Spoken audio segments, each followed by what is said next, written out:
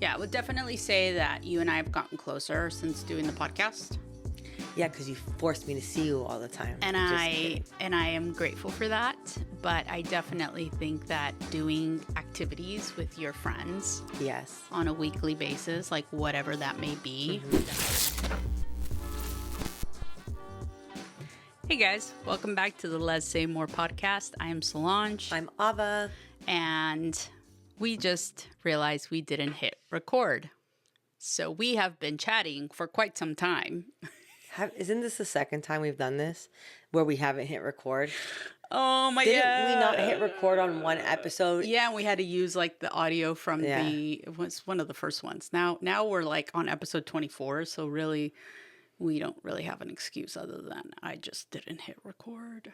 You're closer to the button. Make sure the button's red, Solange. Make sure the button's red. All right. Anyway, on today's episode, we're going to talk about friendships and breaking up with your friends. Yes. When to do it, how to do it, and what justifies a friendship breakup. Yes. So let's get into it. Oh, and we're also going to do some Q&As at the end. Yes. That you guys left us. Yes. All right. So have you ever had to break up with a friend? Yes. Have you ever been broken up with? Yes. And how did that go for you, boo? Well, sad. Two of them, I was really close with them, and then they just stopped talking to me. Oh. And I'm a person that like looks at what I've done, and I'm like, okay, well, I could see that I did this, and you know, but with these two, I don't know why. I still to this day don't know why. Do you think that were they like friends with like one of your exes and they just chose? No. Oh. No, I don't. I really don't know why. Maybe they outgrew me. I mean, did you ever ask? Yeah, I've asked. And I never got a response. Huh. And it's not, they aren't people where like I dated. Yeah. So it wasn't even.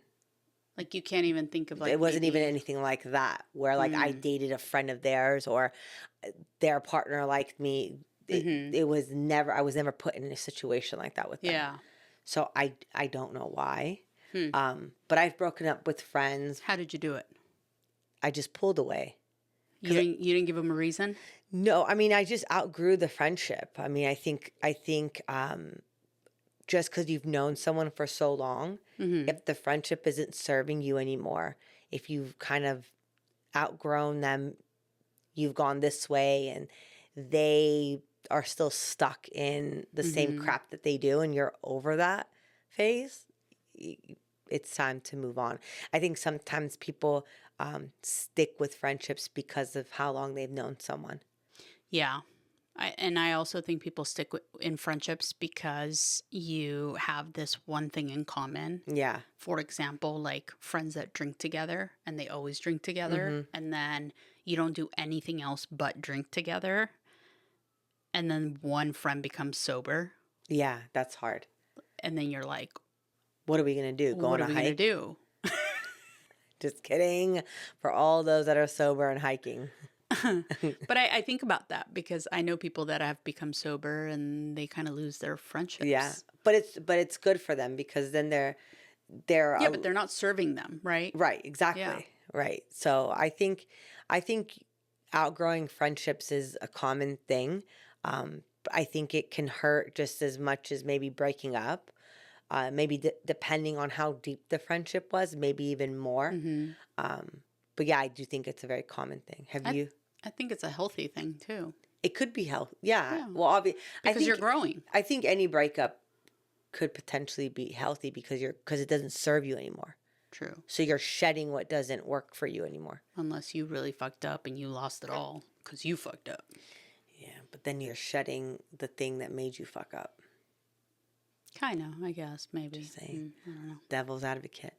Have you broken up with a friend? I have. I've broken up with a few friends, most of them because they betrayed me. Oh, betrayal. Like FF, whom we've talked about on this podcast a couple of times. The shortest lived friendship.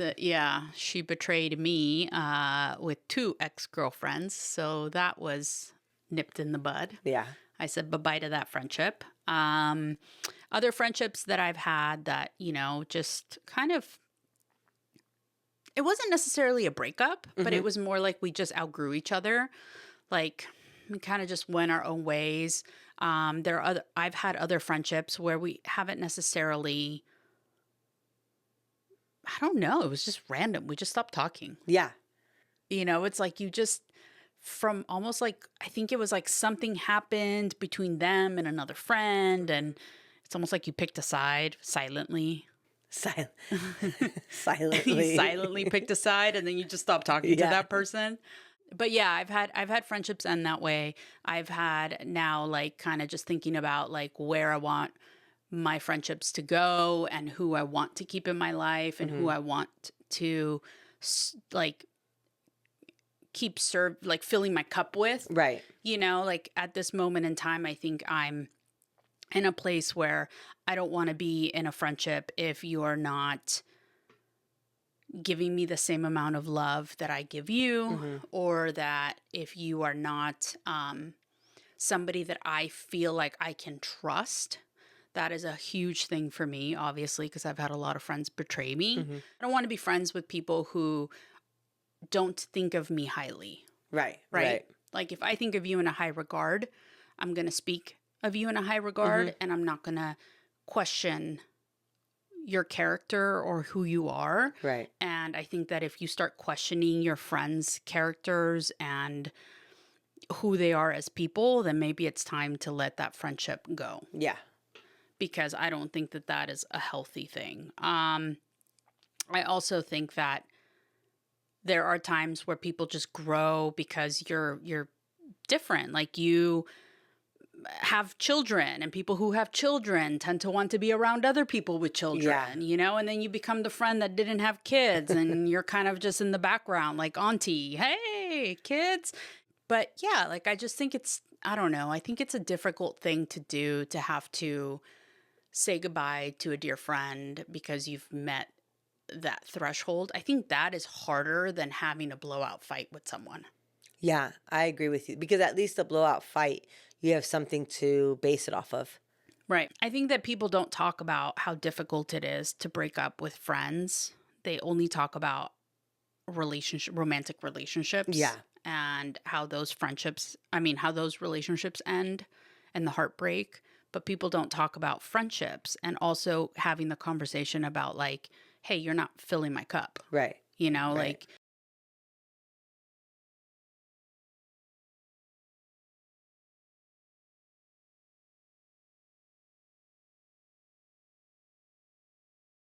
I think it's important to communicate with your friend and say like, hey, like, I'm not getting these sorts of things from you. Because maybe sometimes people aren't aware of what they're lacking. Yeah.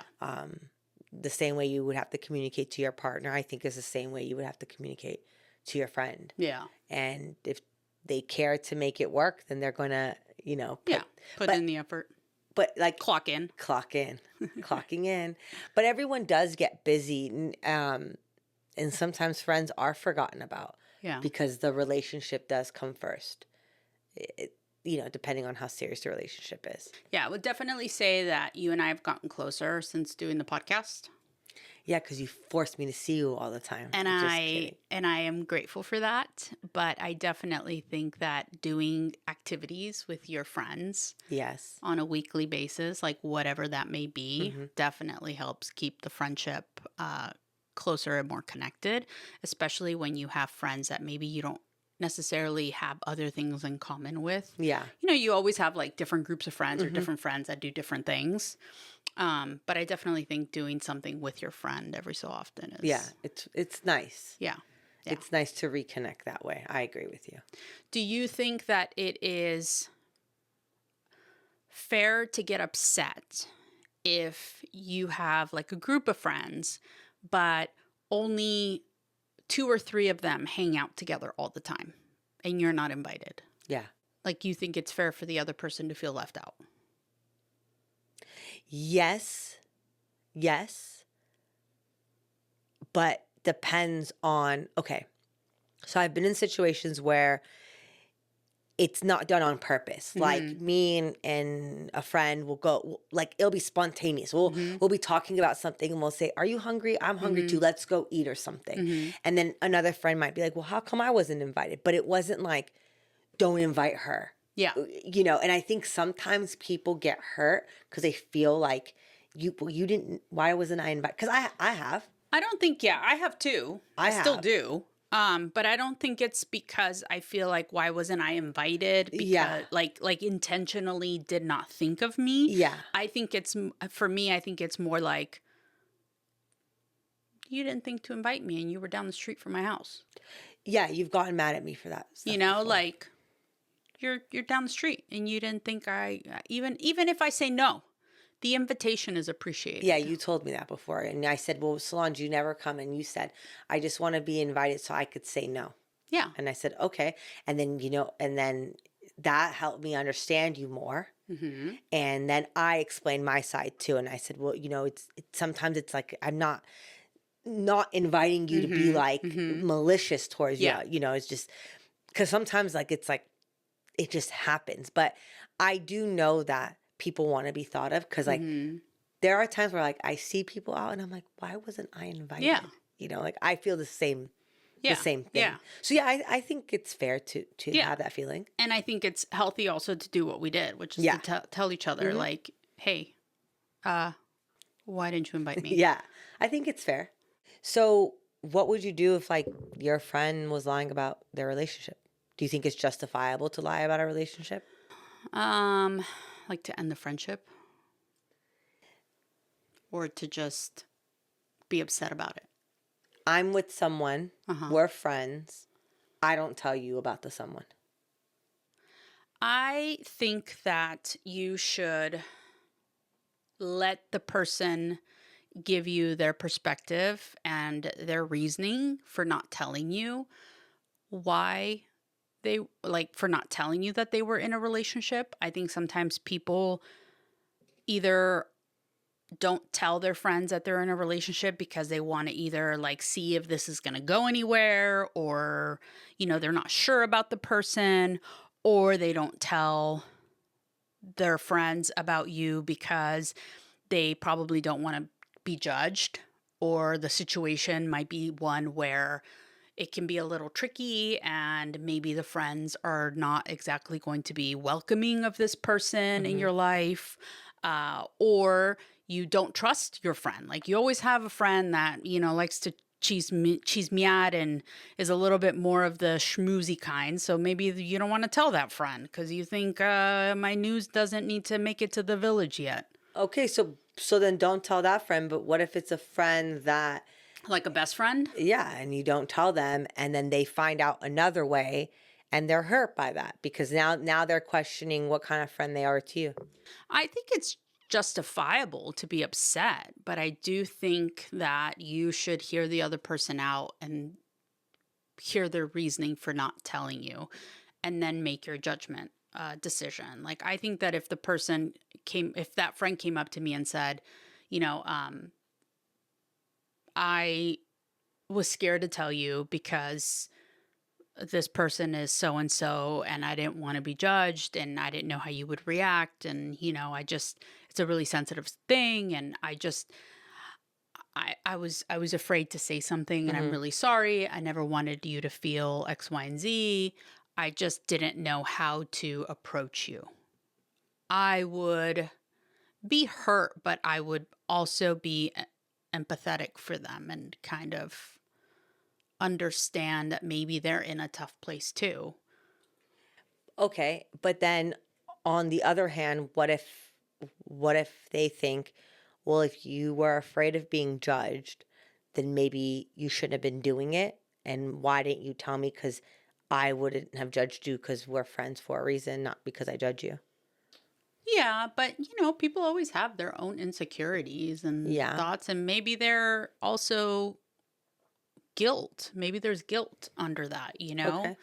because I don't know, maybe you feel guilty for it, or maybe it's not even feeling guilty about it. Maybe you're just not in a place where you want your business out, regardless of whether it's your best friend or your, family members or whomever, you know. Sometimes people are just really private. But if this is a friend who tells you everything and is always 100% honest with you, and you know everything about them, and this is something that they are withholding, yeah, I would be a little PO'd. Okay, so then it's justified. I would justify it, yeah. Fair enough. But I would say hear them out. Everybody has a reasoning for what they do and what they say. That is true. They do. Sometimes they're just assholes, and other times it's true. And other times, you know, it comes from a place of insecurity, or, I mean, I think if you're an asshole, it's coming from a place of insecurity either way, but, you know. Yeah. You got some Q&A questions for me? From our Instagram feed. Okay. Churning straight girls out. Do you think that's a possibility? Yeah, I've done it. But they stayed gay? Yeah. They haven't gone. Some have stayed gay, some have not. Listen, I always say, do not underestimate the power of a lesbian. I think that it is definitely, I think women are much more fluid, and it is inevitable that a woman at some point in their life will find another woman attractive. I think that you will, I think that it is inevitable that at some point in your life, you will find another queer person attractive, whether that is like somebody that you would hook up with, make out with, or have a full-blown relationship with. Okay. Do you agree? I don't know. You don't agree? I don't know if I agree or disagree. I don't know. I don't think that it's necessarily like turning them out. Like, I'm not actively like thinking that people are going to be actively out there, you know. I'm sure there are people like lesbians out there that are actively looking for straight women to turn out. Yeah, I think that's a thing. It's like a thing. Yeah, it's like a fetish. I do think women find other women attractive, and I think maybe once in their lifetime they may look at someone and be like, I could kiss her. Yeah. I don't know if they necessarily look at her and think like I would do naughty things with her. I kind of But I think that they have entertained kissing. Yeah, because I know straight girls who are the straightest of straight girls, and they have seen a mask lesbian, or like our friend Heather, for example, who's very tomboyish, and they will drop their panties. Yeah. It will happen. Like, let me tell you, it will happen. But that's not to say that, and I think that this is the misconception, which can go back to the other question about stereotypes, that all lesbians are like out to get these women. Like, we're out to turn these women out. Well, the younger ones I think are. The hey mamas. That's cringe. I think the younger ones are. Because I don't think of myself as like somebody who was ever out to like turn anybody out. I never approached anyone. I never like, you know, was I didn't aggressor. I was never the aggressor, but in the straight women category. Yeah, it just happened though. They were the aggressors. Yeah. They were the ones that were like, oh, you know, I never thought about it, or oh, maybe you're kind of cute. Yeah. And I was like, what? And there's,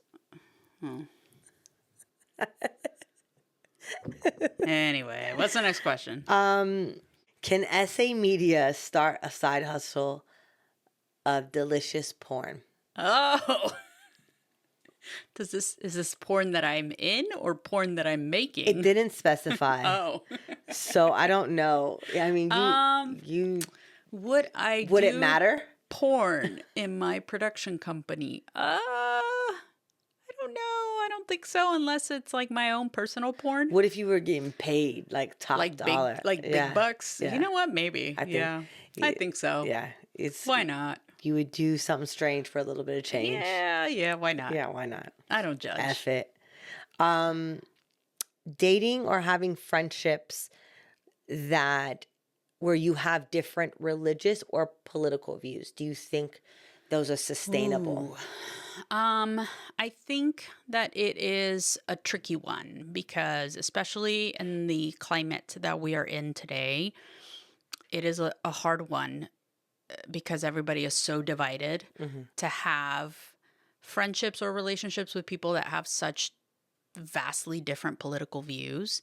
I think that if you're going into the relationship and you are two people who have vastly different political views or religious beliefs, I don't know. I don't know if it's something that you can work past unless you are both like willing to hear the other person out and just be, like you don't bring politics into the relationship or you don't bring the religion into the relationship. But I think that's kind of impossible to do. Yeah, I mean, especially if you're going to have children, right? It's like, how are you going to raise them? Like, what religion are they going to be? Right. Unless you're with someone who, like, Fernanda's Catholic, I'm Muslim. I don't try to put my Muslim views on Mel. Yeah. But when we do have our next child, they will be educated in both, and then they could choose which one they want, because I think that's important. Yeah. As far as political views, Yeah, why can't you have more than one religion? I don't know. Like, who said I have to have only one religion? I don't know. Maybe, I don't know. I don't know the answer to that. I'm just spiritual. Yeah, yeah. I think as far as like political views, I think that it was normal back then to have different ones because it was like there wasn't social media. And could it be easier not to talk about it? Maybe. I mean, I don't know. Not that I don't know because I don't go through that. So I don't know. I don't know anyone that does either. Yeah, I think it's different also if like you've been with this person for a long time and then they suddenly change their politics or they suddenly change their religion, then that's a different perspective and I guess line of questioning that needs to happen. But I think going into a fresh new relationship, that is something that becomes a topic of conversation because let's say you are a lover of whatever political side you're on and like that is your entire life is this political side and like you wear blue or red all day long, you know what I mean? And you're actively on social media. Then I don't think you should be dating. Exactly. Then it's like, all right, you know what you're getting yourself into. You're dating a fanatic. Yeah, I think either side you like fall whatever on. It is, you're dating a fanatic. Yeah. So yeah, I think that if you're going into a relationship with somebody who doesn't have your same political or religious views, and they are fanatics of either side, I think it's a hard one to make work. Yeah, I also think that if you are spending your time I don't know if obsessing, but like only talking about that and that's like all that you do and you're in a relationship but that's all that you do and there's nothing of substance and you get angry all the time and so you're always in a bad mood and at the dinner table you're just angry about whatever you heard. That's pouring into the wrong cup. Like, yeah, you get like, I think that some people, it becomes too much because they, like you said, like become these fanatics. And one thing I've learned in the past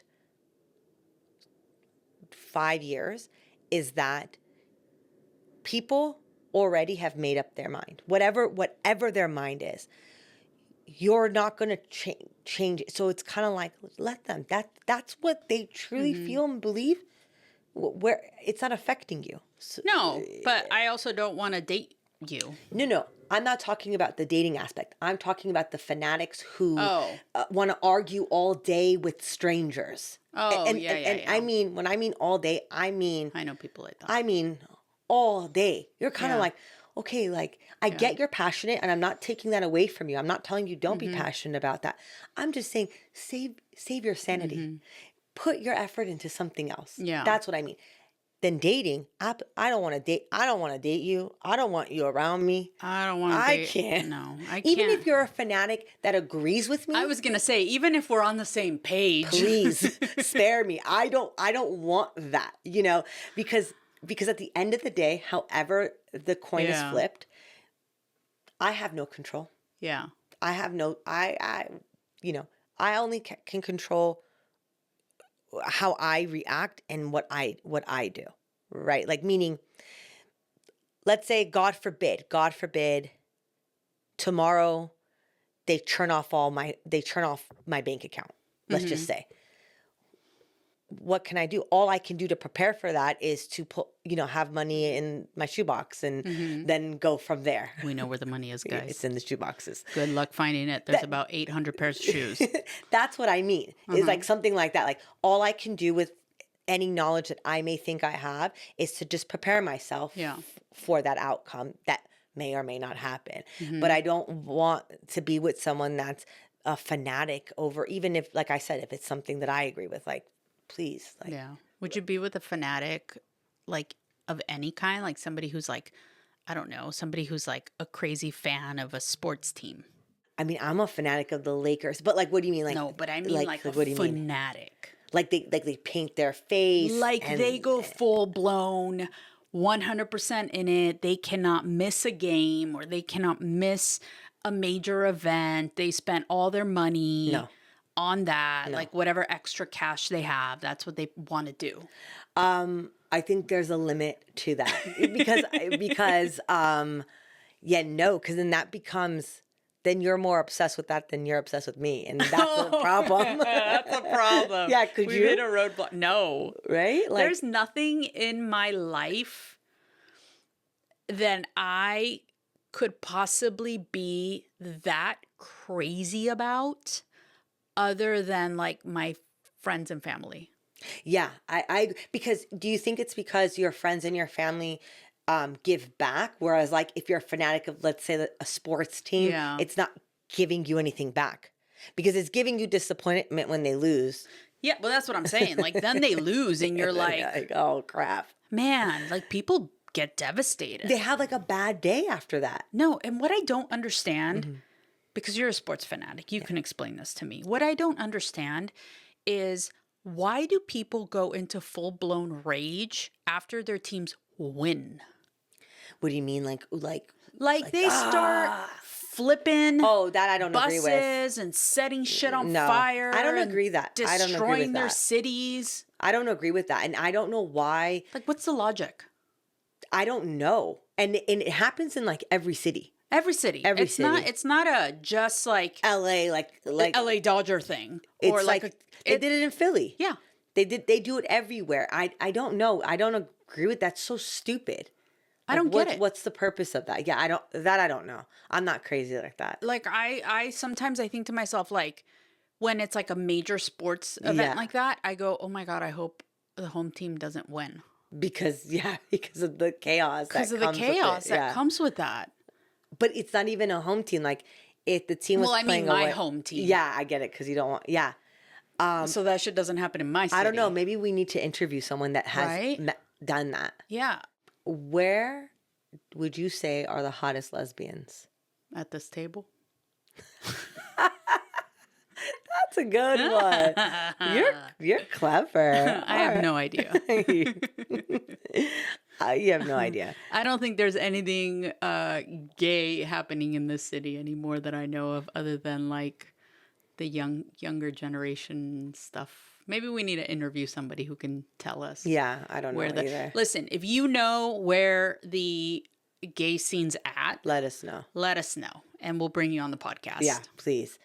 OMG. I'm reading it verbatim. Okay. OMG. What's up with girl-on-girl porn?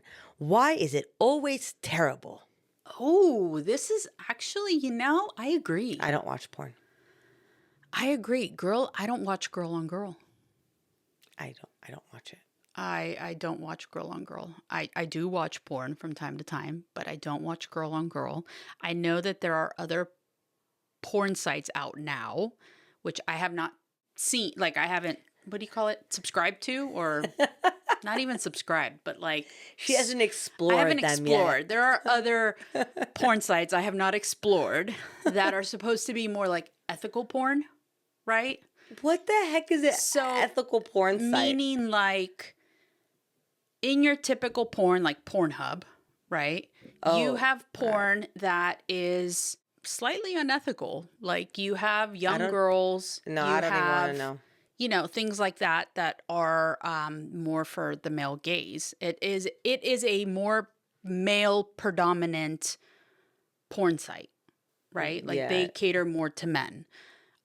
So I know that there have been other porn sites created for women, and also for the LGBTQ community who put out more, they call it ethical porn because it's consensual. It's, you know, all of that. And you make your own porn and it's whatever you want to see, you can see. I'm sure they have crazy fetish stuff too, if that's what you're into.